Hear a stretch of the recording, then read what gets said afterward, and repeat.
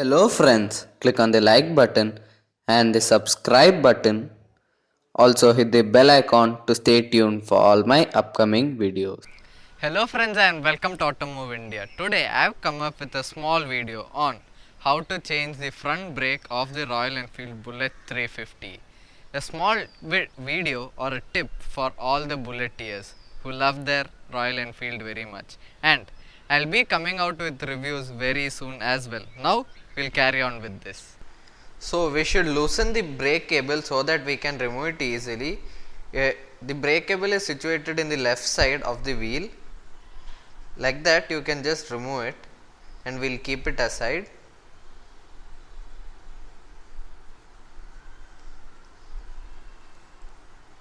These are the two nuts which should be removed, one on the other side. So we'll use a 12-13 number spanner to loosen the nuts. You should always turn it in an anti-clockwise manner, or if you turn it clockwise manner it will get more tight. In order to loosen it you should turn it in anti-clockwise.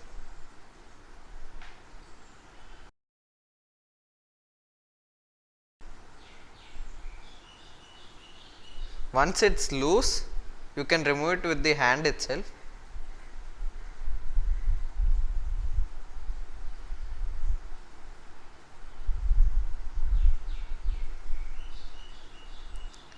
Same way on the other side.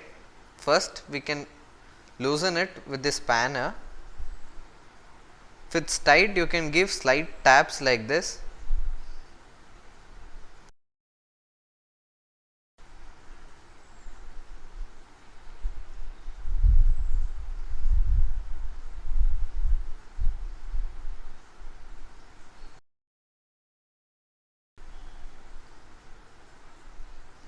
Now it's loose, we'll remove it by hand.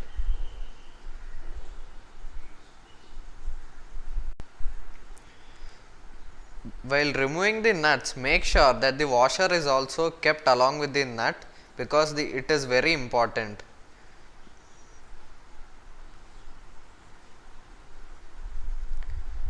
We'll remove the nuts on the other side.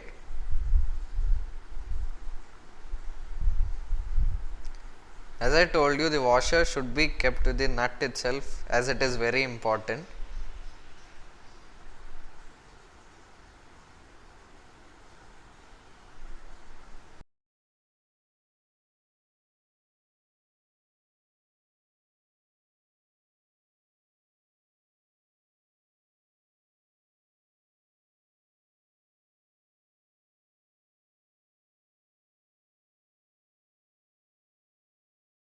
Now we have to remove this clamp. You can use a screwdriver so that you can pull it out easily. Just push it like this.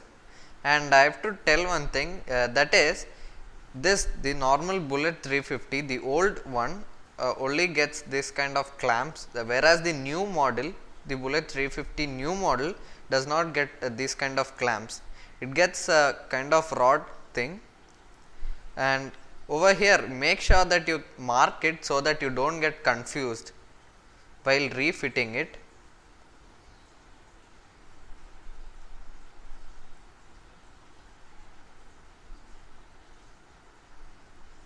We will keep it aside. We will remove the other side. Same way, just use a screwdriver so that it can come out easily. There you go, it has come out.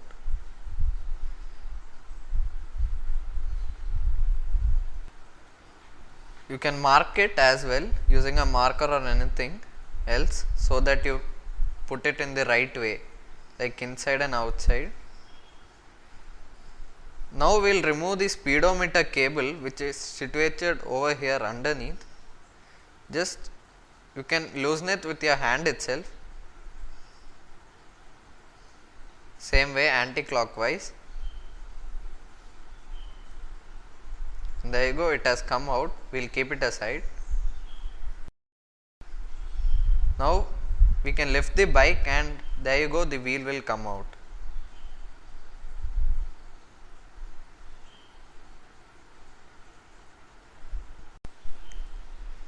So this is how it looks like. Here is the nut, so that you can remove the hub and we can replace the brake shoes. You should loosen that nut like this, and in fact this wheel is very heavy compared to the other bikes. Yeah, it is a Royal Enfield, so it has to be heavy. Can loosen like this. Be careful while loosening it. And there you go, we have loosened it, and this is the brake shoe, as you can see.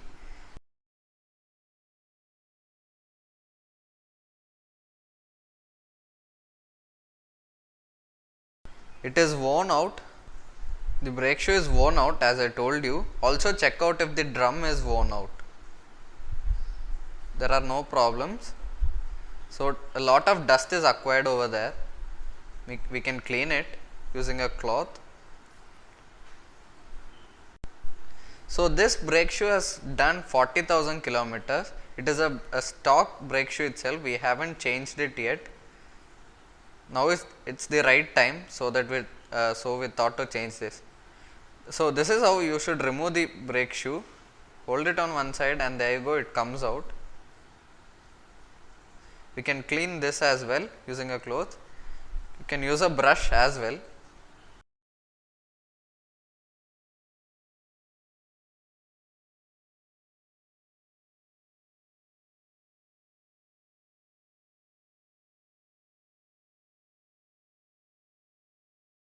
So here is the brand new brake shoe. We have this part number and price. So the price of the brand new brake shoe is rupees 390. It is better if you purchase Royal Enfield genuine parts itself.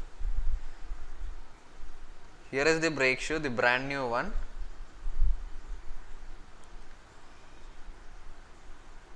There is nothing else inside the box. We'll keep it aside.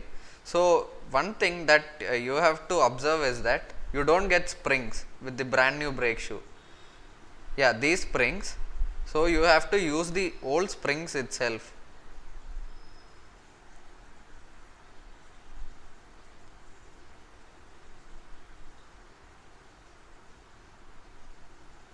Now we'll clean the springs.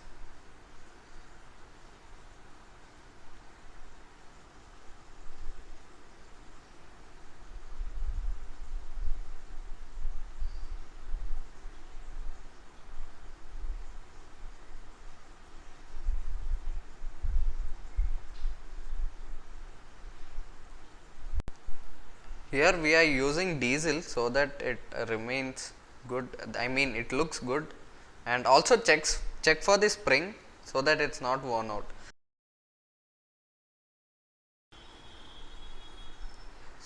You can loosen it so that it remains straight. Loosen or tighten it like this. This is a little tricky part to adjust it. Whereas in the back brake you get only one flat kind of thing. Here in the front brake we get two, that is a round kind of thing and a flat. You can use a spanner to tighten it. Don't tighten it too much, can only tighten it till the limit. So here is the brake shoe. Make sure that you fit the brake shoe in an opposite manner, that is both should be fit in opposite way like this, as you can see. In the back brake it can be fit in one manner itself, unlike this.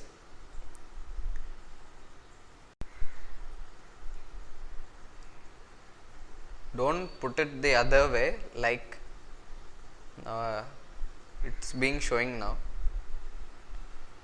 Like this, don't put it like this, it won't fit however. So this is how you can fit it. So now we have to put the springs. Even the springs should be put in an opposite way, both should be put in an opposite way like this.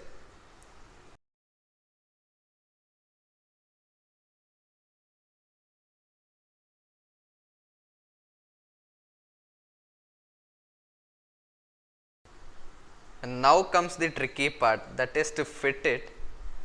Be careful, it may take several attempts to put it. So finally you have somehow managed to put it. There you go, it has fit. You can tap so that you can make sure it's completely fit. So here we are using a spanner.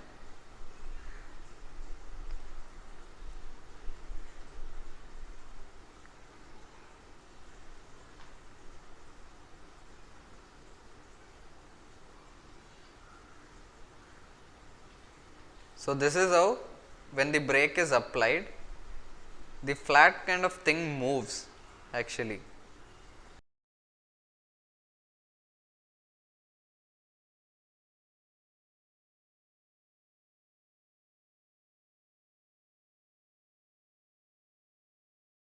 So everything is completely fine, everything is working, it's fit in the right way as well.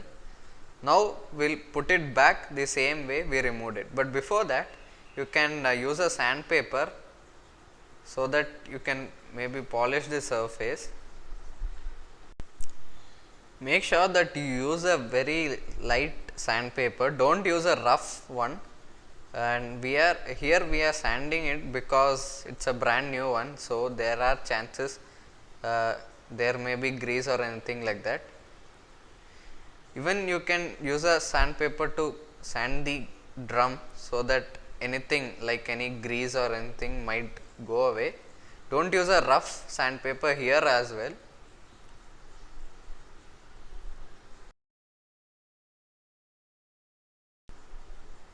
Now it's time to fit it. You can fit it the way we removed it.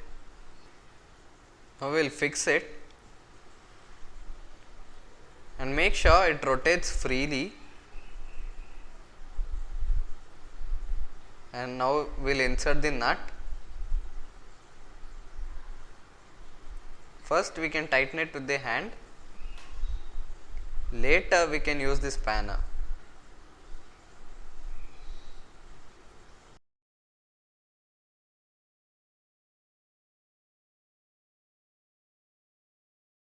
Now you can use the spanner. Even this is a bit tricky part because the hub keeps moving, and yeah, even after inserting the nut, make sure it's moving freely like this. Here it's moving freely, so there isn't any problem. We can fit it back. There you go. And this is a little bit of tricky.